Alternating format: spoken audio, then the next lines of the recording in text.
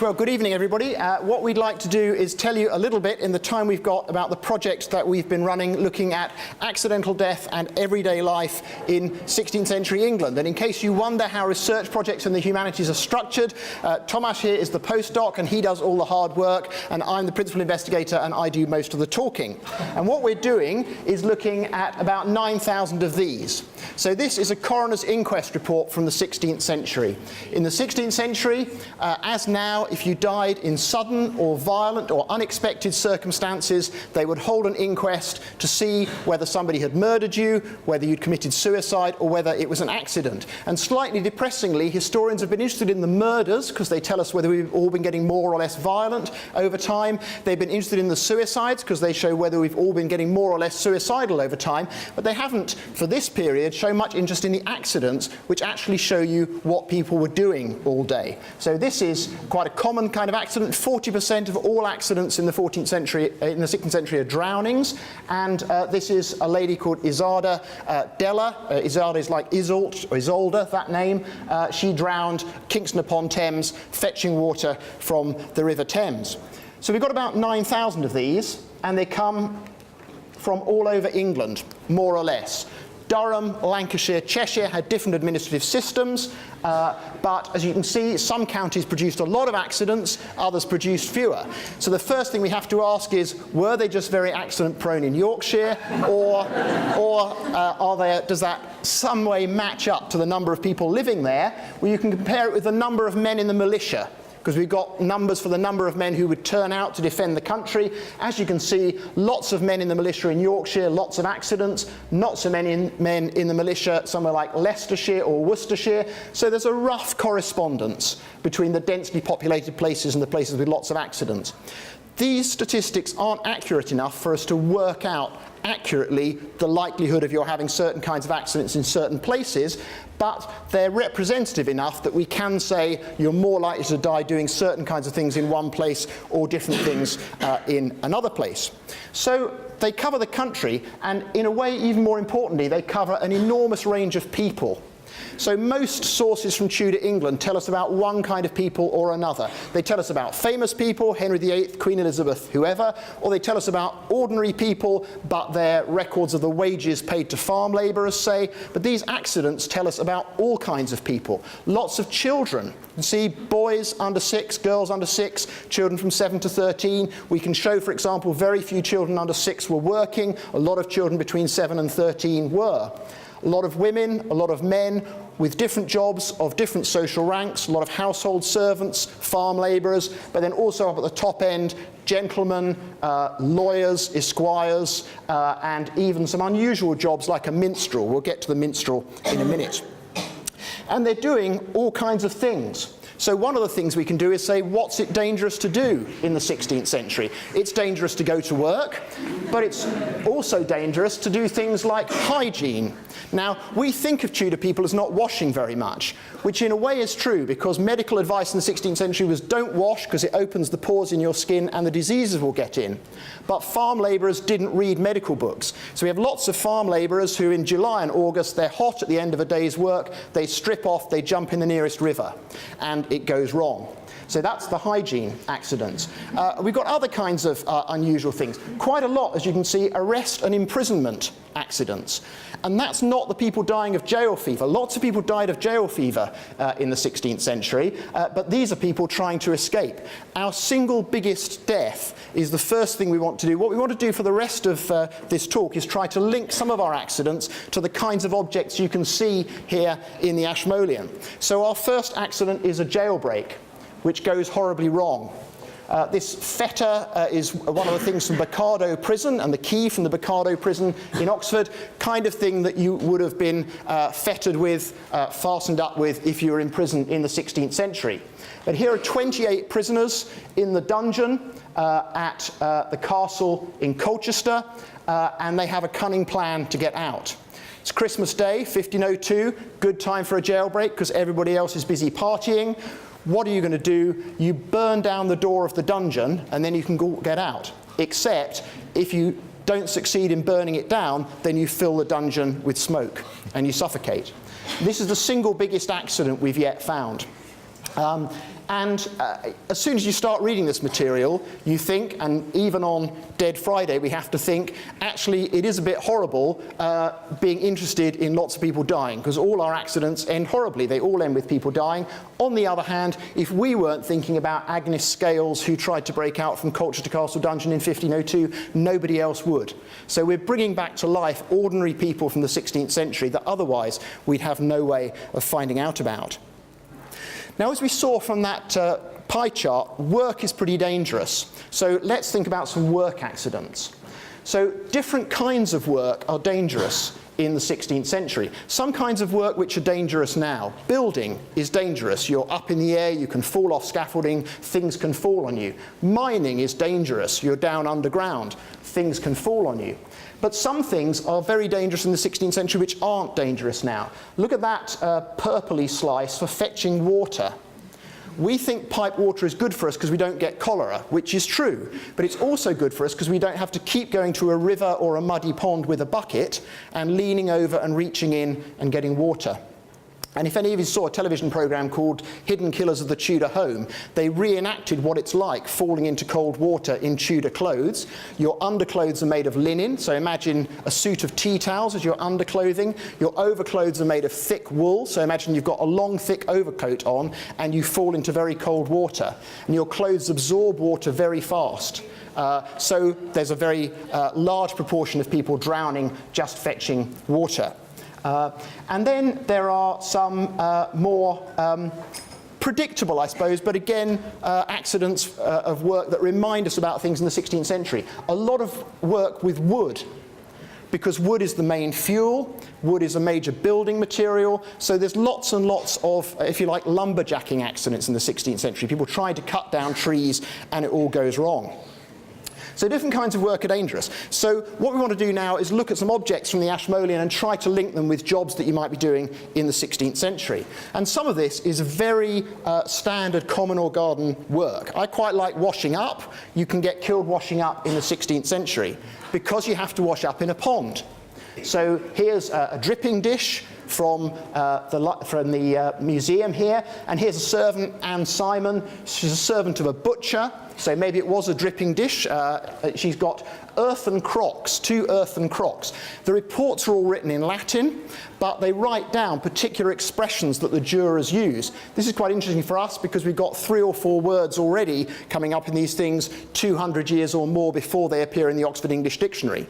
So we know, for example, that the word for a bendy piece of wood you use when thatching your house to hold the thatch down is a springle, which comes in the dictionary, I think, from the 18th or 19th centuries. We've got somebody in Newcastle under Lyme who fell off his house in the 1560s while roofing it and impaled himself on his springy piece of wood. So here's Anne Simon with her 2 earthen crocks. She goes to wash them in the pond and her straw hat falls off into the water. She reaches out to get it, falls in the water. So that's how you can get killed doing the washing up in Tudor England. But you can get killed doing more unusual things as well. So how do you, this is our minstrel, how do you get killed juggling? You juggle with daggers.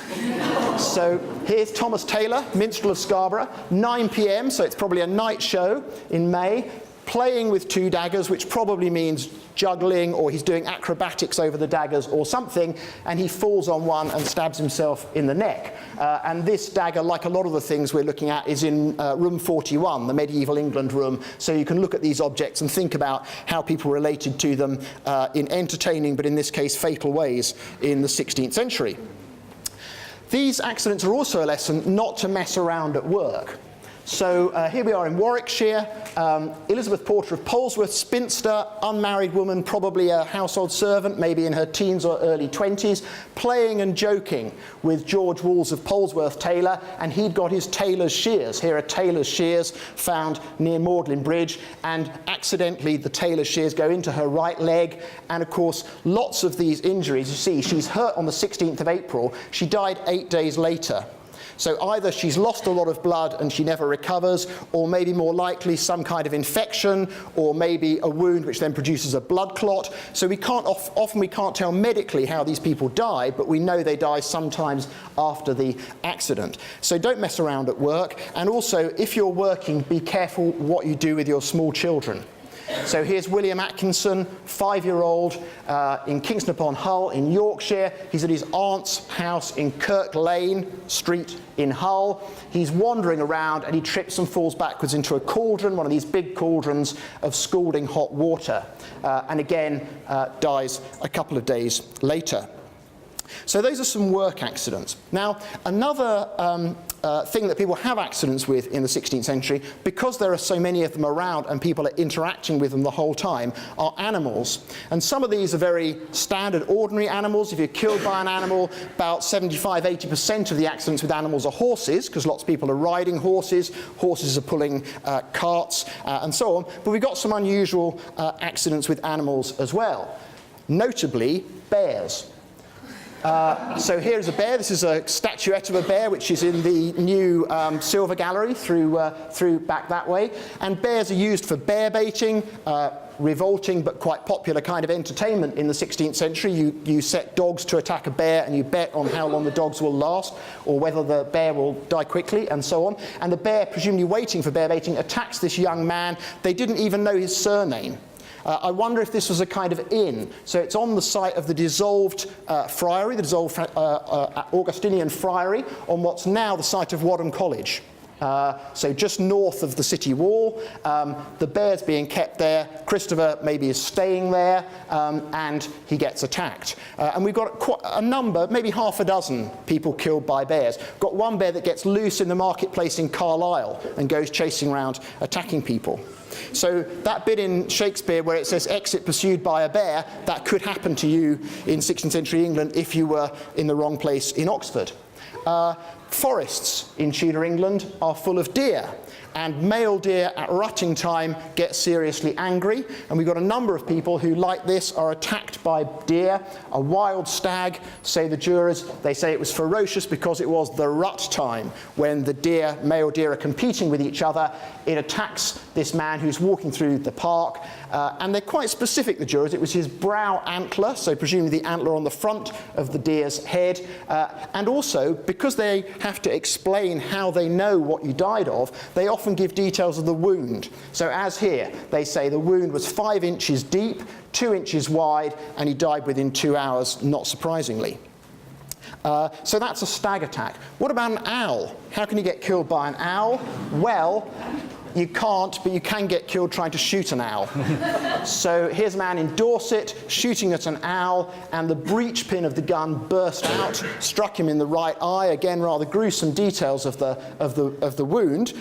So this is interesting because it's an owl accident, and we had a nice picture of an owl, so we thought let's find an accident with an owl. But it's also interesting because it's in the 1590s and it's a gun accident. Because if you count gun accidents, the 1590s is the time when England has a gun control problem.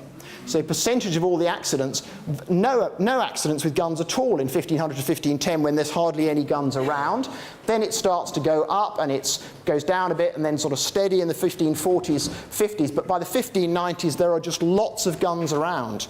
People are leaving guns in their houses in case burglars come. And then somebody puts down a candle near the gun goes off, and the person over the other side of the room gets shot. Lots of people are shooting birds with guns like the man with the owl. So animals are dangerous, but guns are dangerous too. If you want we'll have some more take-home messages later on. So we've had some work accidents. Let's have some sport accidents. So when was the football season in Tudor England? February, March is when most football accidents happen. And here's an intriguing football accident because they tell you how they made the ball. This isn't in the Ashmolean, this is from the Mary Rose, but they're playing football in Warwickshire with a ball made out of an old shoe. Because if you need a piece of leather that you can stuff with something, leather's quite expensive in the 16th century. It's not expensive like some metals are expensive, but you can always make things out of leather. People sometimes call leather the Tudor plastic, because you can make more or less anything out of leather if you try hard enough. And an old shoe you can turn into a football. There are quite a lot of football accidents. Many of them of this sort. People crash into each other. People trip over and hit the ground very hard. Because you haven't got a pitch, of course, there are stones around where you're playing, there are tree stumps around, so he falls over, hits the ground, ran to a hedge to be sick, because you wouldn't want to be sick where everybody else is playing football, but then drops dead. So these are football accidents. People don't play football in the summer in the 16th century, no concept of a World Cup. What do they do in the summer? They haven't yet invented cricket. They're in process of inventing cricket in Surrey, but it hasn't spread to most of the rest of the country in the 16th century. So what they do is throwing the hammer. And throwing the hammer is a big June and July sport, like the current Olympic sport, except you haven't got the big wire cage round you to make sure it doesn't hit people. So here we are at Ardington. As in all the best gigs, we say, anybody in from Ardington? It's near Wantage, close. Anyway, they're throwing a hammer, and the jurors are very careful to say that before the man throws the hammer, he warns those standing by, saying, I am going to throw this hammer, so don't get in the way. But Elizabeth Abbott gets up and runs off. And just to make completely certain that it wasn't his fault, the jurors then say, and can we just remind you, had she stayed sitting by the house and not run off, she would not have been hit in the head by the hammer. So throwing the hammer is a big summer sport. Another summer sport is playing with a ball, catching the ball. And here's another Oxfordshire one. This is from Wheatley. We won't try anybody in from Wheatley. But they're playing catch ball in the street. It's men, working men, a joiner who makes things out of wood, and a labourer, but they're playing with boys and girls. Quite interesting, it's a mixed sport. A lot of sports in the 16th century are just for men, but these are clearly something that they let girls play because it's catching a ball. And this is another classic sports accident. One person falls on top of the other, and he's got a knife, in this case in his purse. Often with football, it's a knife in your belt for cutting up your food. You crash into somebody and your knife goes into their leg, or indeed your knife goes into your own leg. We've got a Frenchman in Newcastle who is leaping for fun and stabs himself in the leg. And lots of people would have a purse. Of course, the purses don't survive very often because they're cloth, but the metal purse bars, like this one at the top, which is the framework for the purse, that survives. And here's a knife, and everybody has a knife in the 16th century, but you do have to be careful what you do with it when you're playing catch ball in the street at Wheatley. And then in the winter, what do people do in the winter? Well, people do go skating, and we've got some skates here from the museum, but we haven't got any skating accidents yet. But this is a bowls accident. So this is Mill and Mead, next to the Charwell, an Oxford miller, and he's playing bowls with clearly all the servants who work for somebody else. So maybe it's their afternoon off. They're having a nice game of bowls on the ice. So this is quite like curling. His bowl goes into the river, he goes to get it back, falls through the ice, and he's into the water. And we always used to say, before we found accidents like this, that the trouble with these accidents was, we know that people were doing things like playing bowls a lot in Tudor England, but bowls is so safe that we haven't found evidence of it in the accidents. But we're just starting to. So there's this one, and we've just found one with somebody playing bowls on the meadow next to Magdalen Bridge, and his bowl goes in the water, and he actually says, it's okay, I know how to swim. And he takes his clothes off, and he goes in the water to get his bowl back, and he gets caught up in the weeds, and he can't get back out. So that's a range of sports that you might play at different times in Tudor England. Now, at this point, when we're talking about this kind of material, people always say, did these people have no conception of health and safety? Because they keep having accidents. And actually, they do have a conception of health and safety, and there are books you can get in Tudor England which give you really helpful advice. But the trouble is, like all health and safety advice, people can't always succeed in taking it. So here's some classic Tudor health and safety advice. Take heed how thou layest the bane for the rats. This is rat's bane, arsenic trioxide, which they use for poisoning rats with, for poisoning servant thyself and their brats. They were happy to be impolite when they needed it for the rhyme. And this is from a book called 500 Points of Good Husbandry, a book on how to do farming, which is much beloved of us, partly because it gives you advice and partly because the poetry is so bad. And this is what can go wrong. So you get your bits of bread soaked in milk with lots of rat poison in. You put them all in a skillet, a frying pan. This is like the one this is the one from room 41. You get it all ready to put out to kill the rats, or in this case the ravens. But what you don't remember is that William Keam, your servant, is out and doesn't know that that isn't just nice bits of bread. And so he comes back 4 o'clock in the afternoon, thinks that looks tasty, helps himself, and several days later he dies from the rat poison. Be careful what you do with your rat poison is the first piece of take-home advice. Again, as you saw, we're sponsored by the Economic and Social Research Council. That's all of you, the great British taxpayer, so thank you for your support. If you're expecting further health and safety advice, we can give you one more piece based on this accident. So this is a man who has too much to drink. And he goes to his friend's house, he goes to the kitchen where there's a nice warm open fire, and he makes the fatal mistake of trying to dance on one leg. And clearly his coordination is not too good. There's a pot of boiling water on the fire, and it all comes horribly unstuck. So as you leave this evening, I hope you will have had a good evening. I hope you won't have had too much to drink, but if you have, don't try and dance on one leg in a house with an open fire. We're not going to have a kind of public question session, but if there's anything you'd like to ask us, do come and ask me and Tomasz. Have a look at our website. If you just Google Oxford Tudor accidents, you'll find our website where we put up a fresh discovery every month so you can follow our exciting journey through the accidents of Tudor England. Thanks very much.